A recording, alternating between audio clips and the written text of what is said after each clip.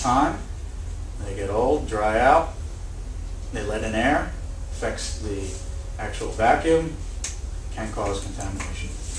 So I'm going to pass this kit out. Take a look at it.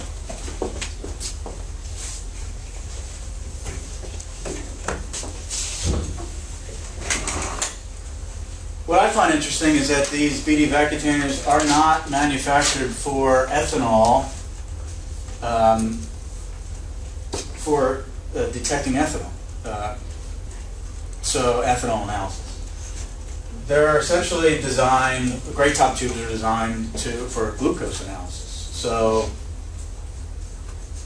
essentially the scientists, the forensic scientific community decided that, well, these would be good for our purposes because of the sodium fluoride, because of the anticoagulant, but that's not what they're designed for. Now the sodium fluoride is a glycolytic inhibitor.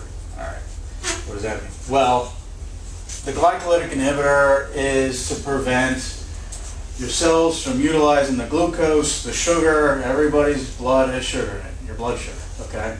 And that's the principle also behind preventing contamination from affecting the blood alcohol content, that this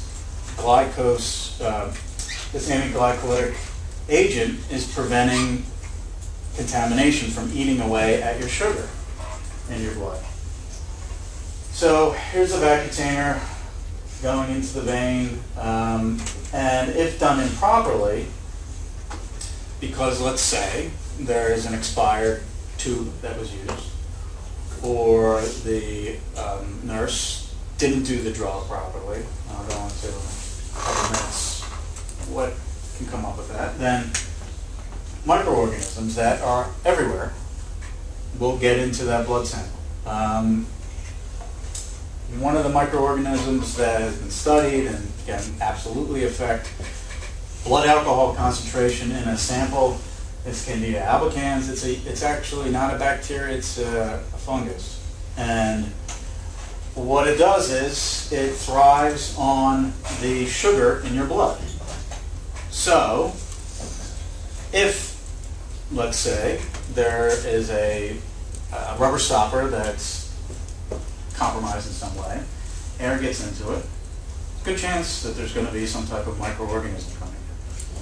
Candida albicans, you can't see it, but it's on your skin, it's in the air, and if you ever leave a grape out at room temperature for a little time and you see that white film appear on top of it, that's the Candida albicans starting to work on any of the sugars on the outside of that grape.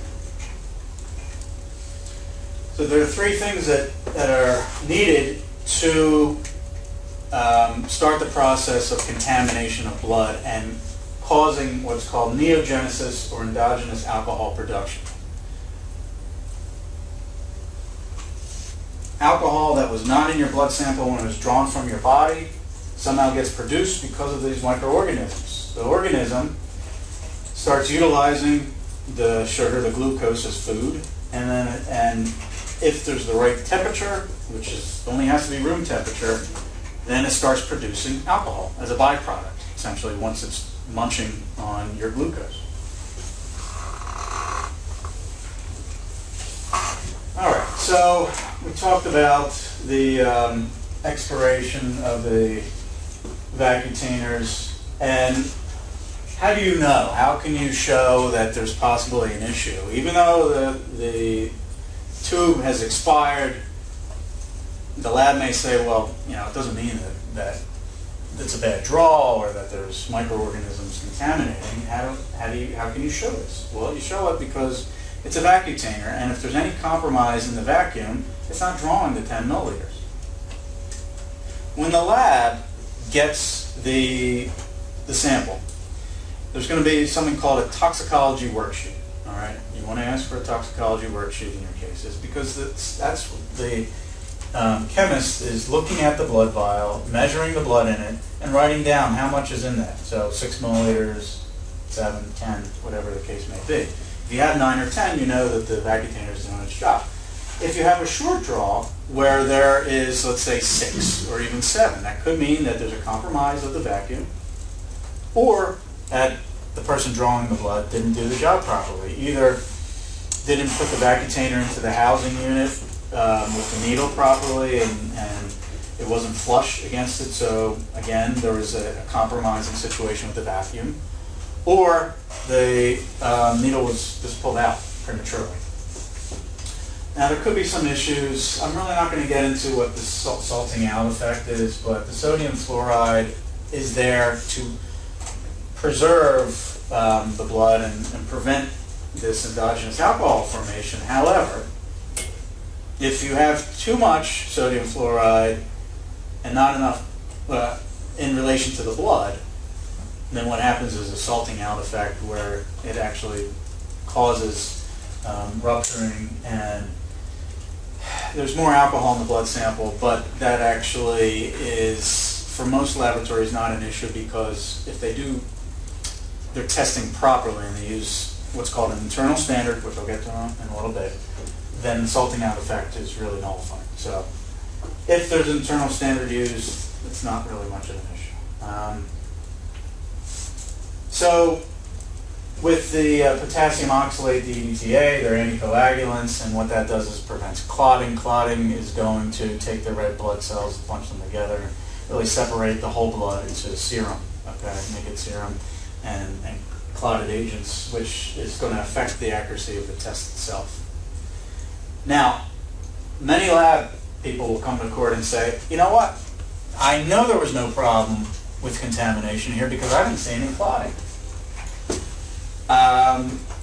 There was no, well, I know that the nurse did her job with the blood draw, and she prepared the blood properly, and I know that because I just didn't see any clotting. All right. Well, there's something called microclotting, which cannot be seen by the eye, but if you take a microscope, you can see it, or if you use a magnifying glass, you can see it. And of course, the lab people didn't do that. And the one thing I did forget to tell you was, with the vacutainers, these people drawing blood have to make sure that the chemicals are properly mixed with the blood. So, when they take the blood, they're not supposed to shake it up, because that's going to cause potential rupturing of the red blood cells. What they're supposed to do is take the vial and invert it, down and up, and that's one inversion.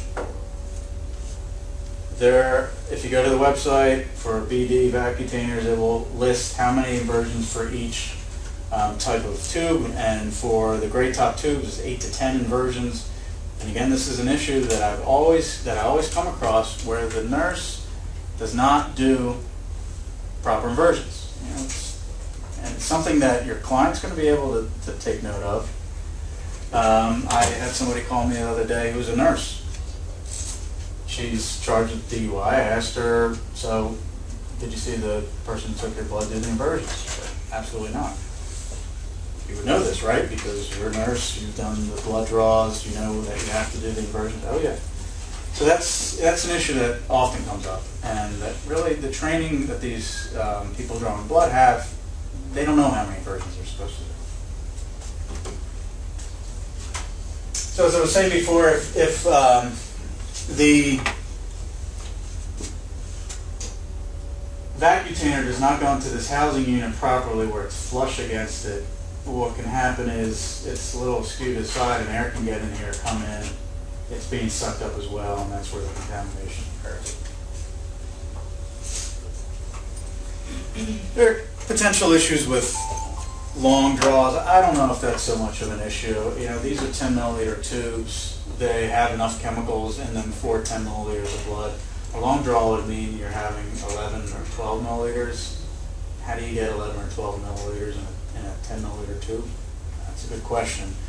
However, again, you want to get this toxicology worksheet, and it's going to say on it how many milliliters. And so if the chemist is going to say, well, I measured it out and it's 11 milliliters, then there are potential issues with diluted preservative, diluted anticoagulant, and again, that can cause issues. Now, in New Jersey, the New Jersey State Manual says that there must be immediate refrigeration of these blood samples. All right? Because if you have contamination, the best way to prevent contamination from causing endogenous alcohol formation, get it refrigerated. Put it in a refrigerator that's close to freezing, and that's going to stop